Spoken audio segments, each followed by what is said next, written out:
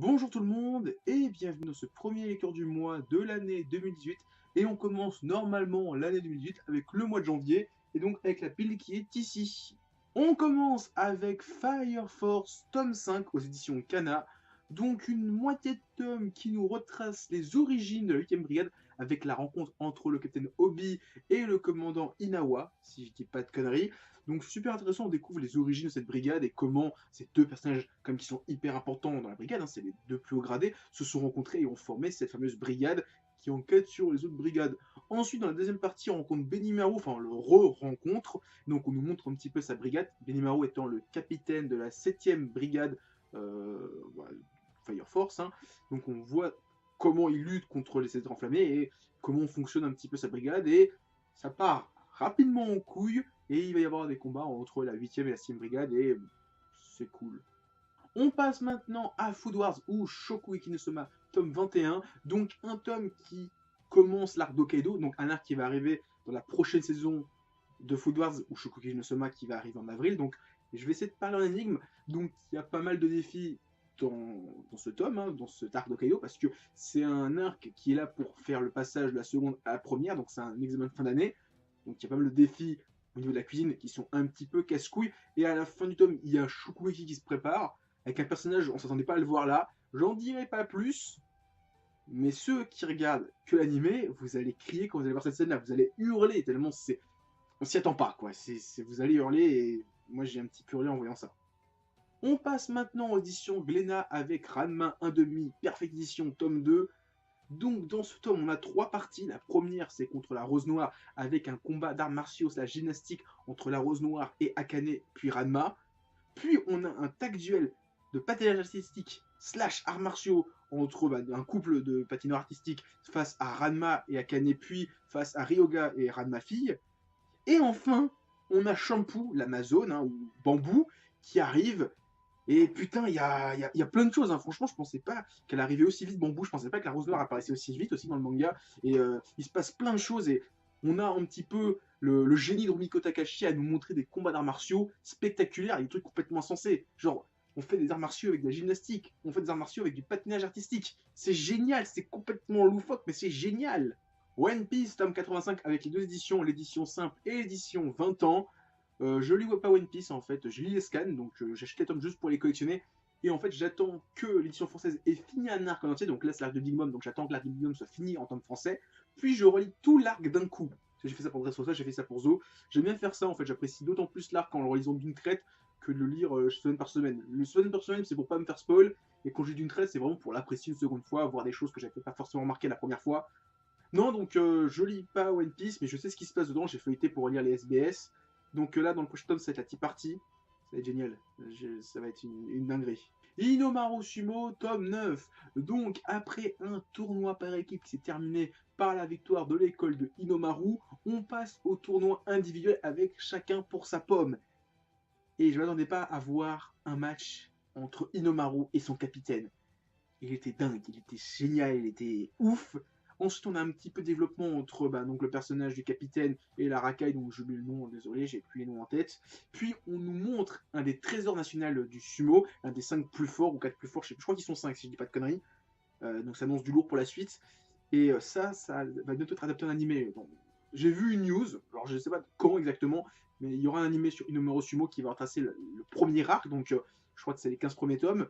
Vous allez kiffer les mecs, vous allez pouvoir faire du sumo chez vous, vous allez devenir complètement dingue, vous allez prendre tous 40 kilos pour être au poids idéal. Ça va être génial. Inomaru Sumo, c'est cool et j'ai hâte que ce soit un animé que tout le monde kiffe. Plin, tome 5. Alors c'est compliqué de parler de Plin en quelques minutes parce qu'il se passe beaucoup de choses dans un seul tome.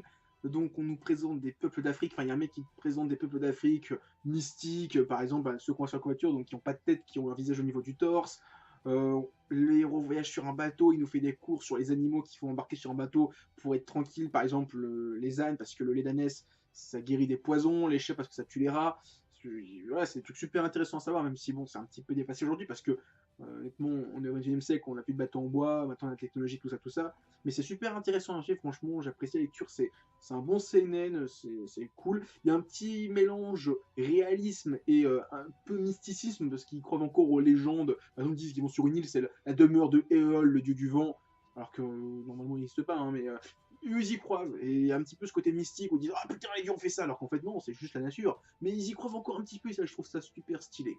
Hippo saison 5 tome 10 ou le tome 98, donc à 2 tomes du tome 100. Génial, on y arrive. Donc c'est un tome assez sage de slice of life et d'entraînement, surtout pour Aoki, Kimura et Itakaki qui vont participer à la finale de classe A qui va leur permettre d'affronter le champion de leur catégorie japonais, hein, donc pour Itakaki ça sera Hippo. Et donc c'est un tome qui m'a un petit peu déçu parce que Takamura, le grand Takamura, découvre et révèle à Hippo les points faibles de ces 3 personnages, donc Itakaki, Aoki et Kimura. Et je me dis, depuis le temps que vous vous connaissez, ça y est, tu viens enfin te rendre compte de leurs points faibles, surtout pour Aoki, qui en fait, depuis qu'il a rencontré Takamura, ferme les yeux dès qu'il voit un crochet de droit. Et je me dis, putain, depuis le temps, vous vous rendez enfin compte de ça. Ça m'a un petit peu déçu, j'ai l'impression que c'est juste pour rendre encore plus faible Aoki et Kimura, qui sont déjà très faibles et qui n'ont pas beaucoup d'instants de gloire. Quand ils en ont un, c'est vraiment génial, mais sur 100 tomes, ils ont dû en avoir un ou deux sur tous les combats qu'ils ont fait. Et encore, hein, je crois que allez, pour Aoki, c'est son seul gros moment de gloire, c'est quand il a affronté le champion de sa catégorie. Voilà. Et pour Kimura, c'est quand il a affronté, vous savez, le mec qui fait ses Dempsey Roll, là. Enfin, c'est pas des Dempsey Roll, c'est Jab super long, là, le frère de la fille, là, je sais plus son nom, Kumi, le frère de Kumi. Voilà, à part ça, je trouve qu'ils n'ont pas eu des grands moments de gloire. Et c'est un peu dommage qu'on essaie encore de les diminuer avec. Ils ont des points faibles. Putain, non. Toriko, tome 40. Donc ça y est, Toriko, Coco, Sunny et Zebra se réunissent pour quasiment finir le menu complet d'Acacia. Il faut qu'ils mangent plus que God, le plat principal qui apparaît à la fin de ce tome. Et putain, dans ce tome, il y a plein de combats Dragon Ballesques. Il y a des mecs qui se battent en lançant des météorites sur Terre. Il y en a un, il donne un coup de poing, il est à le bout du monde, il revient, il fait des coups de poing. Mais c'est génial. Toriko, je trouve qu'il y a des combats qui sont plus Dragon Ballesques que Dragon Ball Super. C'est dire, donc c'est juste une dinguerie. Et donc à la fin de ce tome, on rencontre le grand méchant du manga, donc on a déjà vu plus de 3 tomes, donc qui est Neo.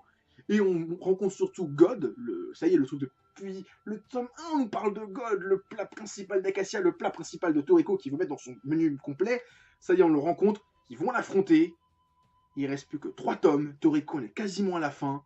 Et je vous spoil, en juillet-août, quand le dernier tome va sortir de Toriko, en France, hein, je ferai un Monsieur Manga se présente sur Toriko. Voilà, c'est dit, c'est fait. My Hero Academia, tome 12. Ce tome, je l'attendais de ouf. Pour moi, c'est le tome d'une nouveauté, le tome de l'inédit. Parce qu'il faut savoir, c'est que j'ai lu les scans de My Hero Academia jusqu'à ce tome. Donc tout ce que j'ai lu jusqu'à présent, je le redécouvrais. Je connaissais déjà un petit peu ce qui se passait, je connaissais un petit peu les bails. Là, je découvre totalement. Je ne sais pas ce qui se passe dedans. Et putain, c'était une dinguerie. C'était long à attendre, mais c'était génial. Il y a plein de nouveaux personnages qui apparaissent. Il y a des pouvoirs de malade. Et putain, tu te dis, mais comment Midoriya et sa bande, ils vont s'en sortir? Et c'est génial! Quand vous allez voir ça en animé, vous allez devenir dingue! Parce qu'il y a plein de nouveaux personnages avec des pouvoirs assez abusés qui apparaissent. Et il y a plein d'attaques de ouf aussi. Les personnages, ils font des attaques de malade. Tu fais, ah, c'est génial! C'est encore plus dingue que le tournoi scolaire de la début de la saison 2. Et déjà, ce tournoi était dingue. Mais ça, quand vous allez le voir en animé, mais vous allez hurler, les mecs! Vous allez hurler! Et on finit avec Cat Size tome 12, un tome qui était calme, qui était simple, qui était sympa, qui était relaxant, qui se passe pas grand chose dans ce tome là, c'est beaucoup de slice of life, c'est beaucoup de relations de personnages, et finalement, si tu dois retenir 2 choses dans ce tome là, en fait, il y a vraiment 2 chapitres qui sont importants pour dire peut-être le reste de l'intrigue, c'est déjà que Hitomi et Toshio dorment dans la même chambre, ça y est, ils ont cassé les murs qui séparaient leurs chambres, ils vivent dans la même chambre, mais pas dans le même lit, bientôt peut-être dans le prochain tome, et Ai, la petite dernière de la famille, rentre à l'université. Sinon, à part ça, le reste, c'est que du développement de personnage. Il n'y a aucun vol, il n'y a aucun développement de l'intrigue. Et je pense que Hojo a fait ce tome, à ce moment-là de la série, il ne savait pas trop comment finir son manga, donc il essaie de gagner du temps en faisant des petites histoires un petit peu simples, un petit peu standalone, qui n'avaient pas trop d'importance sur l'intrigue. Et vu qu'il reste 3 tomes, je pense que ça va redécoller dans quelques tomes. de toute façon, 13 ou 14, ça va redécoller et ça va se finir dans le tome 15, avec l'apothéose. Cat Size, c'est génial, moi je kiffe.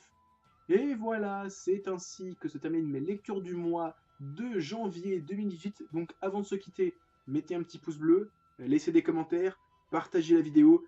Il y a mon Facebook et mon Twitter dans la description.